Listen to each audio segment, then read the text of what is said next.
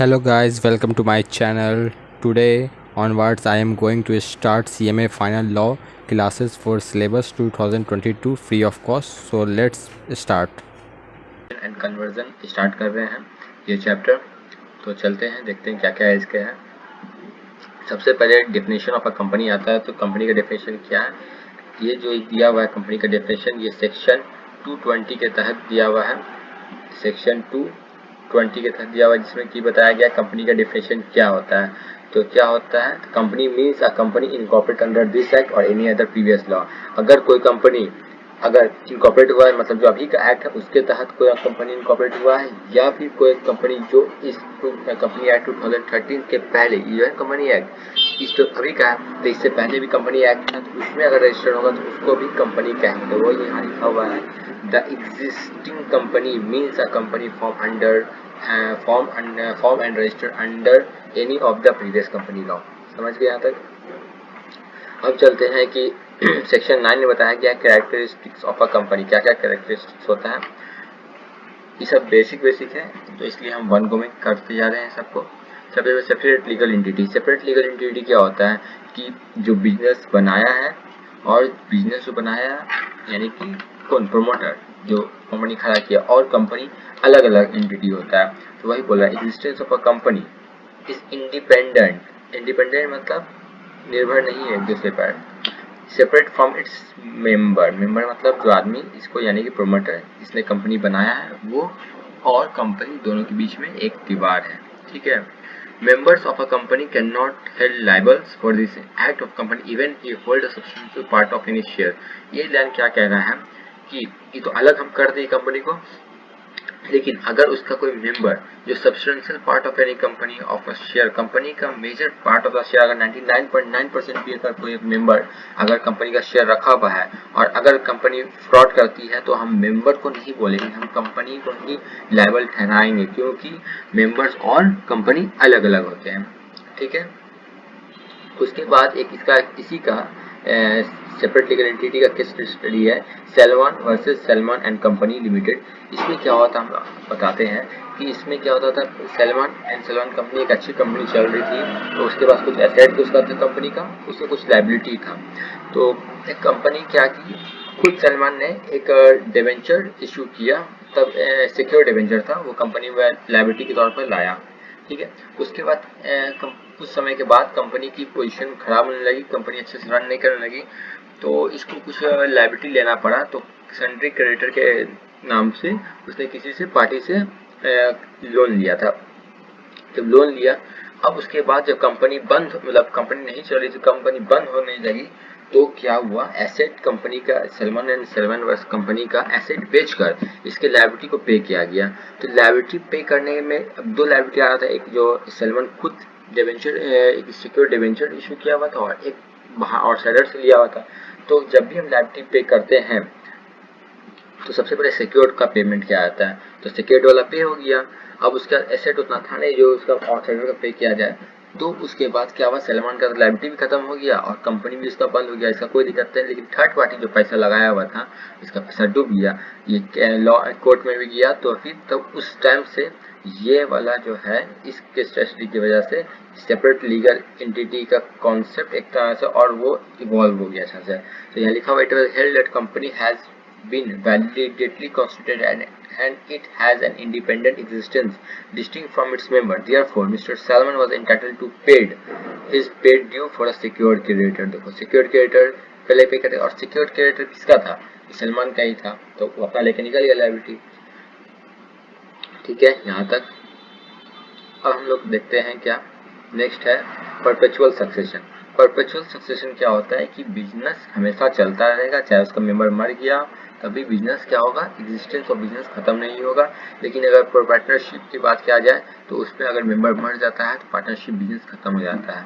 तो वही यहाँ लिखा हुआ है, परपेचुअल मीन्स कंटिन्यूस एग्जिस्टेंस होता रहेगा इसका, which means company never die and फिर मेंबर ऑफ कंपनी में चेंज, मेंबर चेंज होते रहेगा, लेकिन but it not affect the existence of company, company का एग्जिस्टेंस खत्म नहीं होगा, not affect the company existence. फिर सेपरेट प्रॉपर्टी। अब सेपरेट प्रॉपर्टी क्या होता है कि अब कंपनी कुछ एसेट खरीदेगी तो वो जो एसेट खरीदेगी वो कंपनी के नाम से खरीदेगी, उसमें मेंबर का कुछ उस पर राइट नहीं रहेगा। कंपनी जो separate legal person in eyes of law, यहाँ पर हम लोग देखें, thus it can hold any property in its own name, वो होल्ड कर सकता है property in its on name. Company itself is the owner, company खुद ही ऑनर होगा ऑफ द एसेट और कैपिटल का, and the members can not the claim the ownership of a company property. यहाँ पर साफ साफ लिखा हुआ है। पहले देखो ये कॉमन सील का था, ठीक है, अब लेकिन कंपनी एक्ट के तहत अमेंडमेंट हुआ है तो अभी common seal requirement of common seal has been removed, लिखा मैंने रिमूव हो गया, पहले यूज होता था, अब ये कॉमन सील का एग्जिस्टेंस का खत्म हो गया है। अब आता है लिमिटेड लायबिलिटी।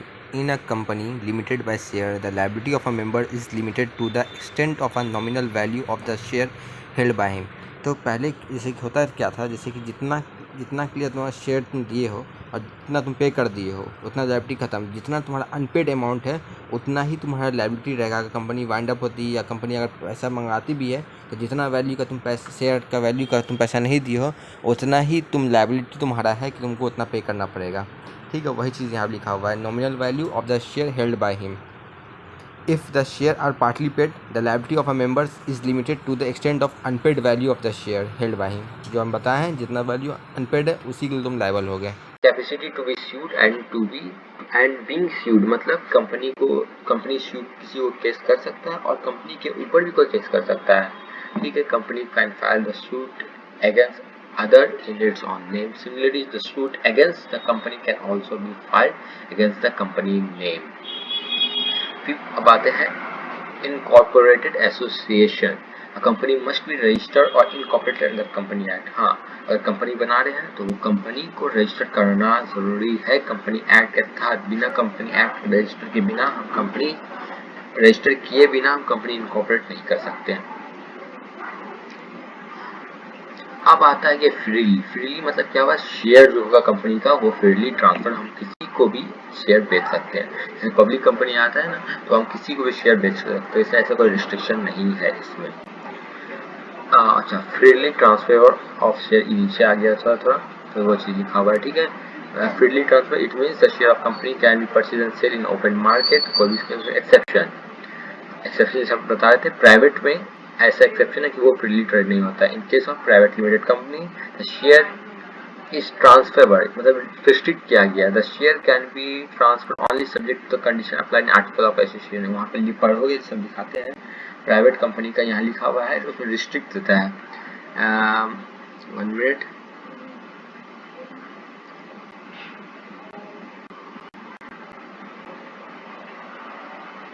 ऐसे प्राइवेट कंपनी स्टार्ट होगा तो हम बताएंगे वहाँ पर ही।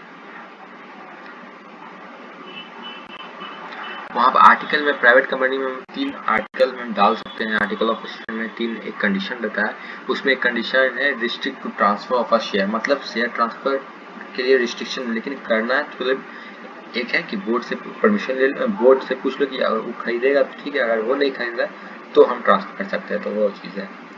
ठीक है, अब हम लोग चलते एक क्वेश्चन देखते हैं यहाँ पर, practical question. ABC private limited एक कंपनी है, ABC प्राइवेट लिमिटेड, देखिए याद रखो private limited company is private company having a 5 member only, all the member of company are going by car Mumbai is सीधा बना रहा है, relation to some business an accident took places and all the member died। ठीक है, answer the reason under the company act के तहत बताओ। whether the existence of company can also be come to an end, existence खत्म हो जाएगा।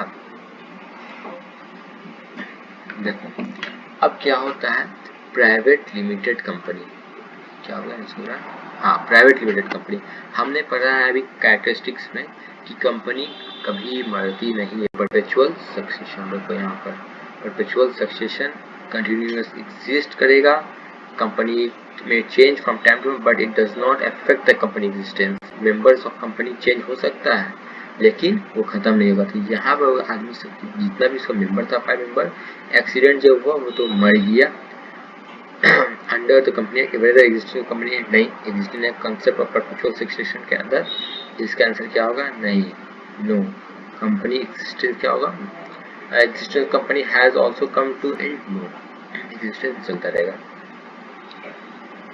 अब the use of word limited और प्राइवेट लिमिटेड का बता रहा है, तो अगर पब्लिक, यहाँ पे रुक जाओ, अगर पब्लिक कंपनी है, पब्लिक लिमिटेड कंपनी है, तो वर्ड हम लास्ट में लगाएंगे लिमिटेड, जैसे Reliance limited, Reliance public company limited लगा है। अब उसी तरह का कोई प्राइवेट कंपनी में तो पीवीटी एलटीडी लगता है, वही पीवीटी शॉर्ट फॉर्म गया प्राइवेट कंपनी, प्राइवेट लिमिटेड, ठीक है, at the end of this name.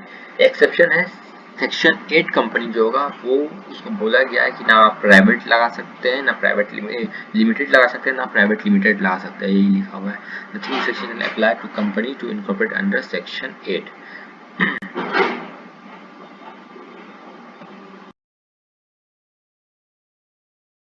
अब हम लोग देखते हैं लिफ्टिंग ऑफ कॉर्पोरेट व्हील। देखो लिफ्टिंग ऑफ कॉर्पोरेट व्हील जैसे कि हम लोग इसे देखे थे, सेपरेट लीगल एंटिटी देखे थे, इसी का ये जस्ट एक्सेप्शन एक तरह से समझो कि इसे सेपरेट लीगल एंटिटी में क्या होता है, बिजनेस अलग और जो बिजनेस बनाया है वो अलग। लेकिन इस लिफ्टिंग ऑफ कॉर्पोरेट व्हील में हम लोग देखेंगे जो बिजनेस बनाया है हम उसको पकड़ेंगे, क्योंकि इसमें कुछ कंडीशन है, सर्कमस्टांसेस है, जिसमें कि हम लोग को जो कंपनी बनाया है उसको देखना रहता है। तो लिफ्टिंग ऑफ कॉर्पोरेटिंग मतलब हम पर्दा उठा रहे हैं और पर्दा उठा के देख रहे हैं कि कंपनी के पीछे एक्चुअली कौन कंपनी बना है। तो देखते हैं, sometime the necessity of the situation may comply the authority to disregard the corporate legal entity and look to the individual members who are in the fact that real beneficial owner of the all corporate property, and this fact is known as the lifting of the corporate wheels। तो इसी को हम लोग corporate wheel कहते हैं, क्योंकि जो हम लोग क्या करेंगे, disregard the authorities of corporate legal entity जो था, जो सेपरेट लीगल उसको हटाएंगे, उसको ख़त्म करके इसके पीछे एक्चुअली जो लुकिंग टू इंडिविजुअल मेंबर जो एक्चुअली रियल बेनिफिशियल ऑनर है। अब हम लोग देखते हैं क्या क्या सर्कमस्टांसेस हैं, तो किस बेस में हम लोग मतलब कंपनी के पीछे जो है उसको देखेंगे। The law related to trading with enemy, ये बस इतना देखना है, ट्रेडिंग विद एनिमी। अब देखो अगर ट्रेडिंग विद एनिमी इसमें क्या होता है, जैसे कि कभी कभी क्या होता है कि मान लो दाऊद इब्राहिम है, तो वो क्या कर रहा है, इंडिया की कंपनी में इन्वेस्ट कर रहा है। अब इन्वेस्टमेंट कर रहा है तो कितना डेंजरस हो सकता है हमारी कंपनी के लिए। तो हम लोग वो जो इन्वेस्ट कर रहा है, मान लो कंपनी के थ्रू किसी इन्वेस्ट कर रहा है, तो हम कंपनी को नहीं देखेंगे, उसके पीछे कौन है वो देखेंगे, ठीक है। ये certain cases concerning related law of tax duties and stamp particular where question of controlling interest is acute। ये क्या होता है, कभी कभी टैक्स के चुराने के लिए भी कंपनी बनाया जाता है। जैसे अगर डिविडेंड कमाया तो उसको वो खुद टैक्स देगा ना, तो वो क्या कर दे रहा है, वो कंपनी में शो कर दे रहा है, वो कंपनी का इनकम शो कर दे रहा है, तो कंपनी का स्लैब रेट अलग रहता था, तो वो टैक्स की चोरी करना चाह रहा है, ठीक है। अब हम लोग देखते हैं पॉइंट डी इसमें क्या कह रहा है, where the court find that there is a violence of welfare legislation. तो इसमें वेलफेयर के खिलाफ कुछ काम हो रहा है। जैसे कि एग्जांपल लेते हैं, बोनस एक्ट एप्लीकेबल हो गया कंपनी के ऊपर, बट कंपनी पे नहीं कर रहा है, तो ये क्या हुआ, वेलफेयर के खिलाफ है। तो ये इसी में ये कह रहा है कि मतलब अवॉइडेंस कर रहा है welfare legislation, it will be free to lift the corporate veil. तो हम लोग क्या करेंगे, कॉर्पोरेट व्हील को हटाएंगे और जो इसके पीछे ऑनर है उसको पकड़ेंगे और उससे पूछेंगे कि क्यों तुम्हारे ऊपर जो लॉ एक्ट लगा है तुम इसको फॉलो क्यों नहीं कर रहे हो, ठीक है। हम लोग देखते हैं पॉइंट नंबर ई, ठीक है। चलो अब इसमें क्या कर रहा है, the court invariable lift the corporate wheel और disregard the corporate personality of a company to protect the public policy and prevent transaction contrary to the public policy. इसमें क्या हुआ, कुछ कॉन्ट्ररी कर रहे हैं, पब्लिक के खिलाफ हम कुछ काम कर रहे हैं।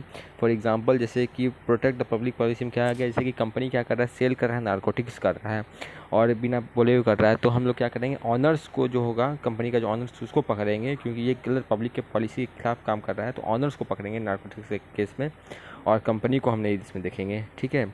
तो यही है, पब्लिक के पॉलिसी के खिलाफ कर रहा है, नारकोटिक्स बेचना पब्लिक के पॉलिसी के खिलाफ है, तो जो ऑनर्स होगा कंपनी का उसको पकड़ेंगे, ना कि कंपनी को पकड़ेंगे।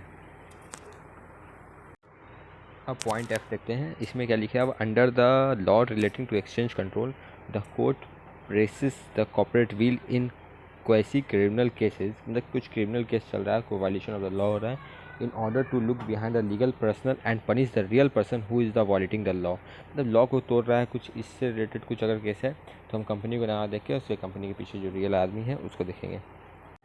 ये पॉइंट जी में क्या कर रहा है, company is to made to avoid a legal obligation. कुछ कॉन्ट्रैक्ट किया किसी के साथ, फिर कॉन्ट्रैक्ट को नहीं निभा रहा है तो जो उसके पीछे रियल ऑनर है उसको पकड़ा जाएगा। कॉन्ट्रैक्ट से रिलेटेड ये। अब चलते हैं हम लोग, क्या है नेक्स्ट। हाँ, एक क्वेश्चन है, चलो ये देखना। अब ये प्रैक्टिकल क्वेश्चन है, देखिए क्या बोल रहा है।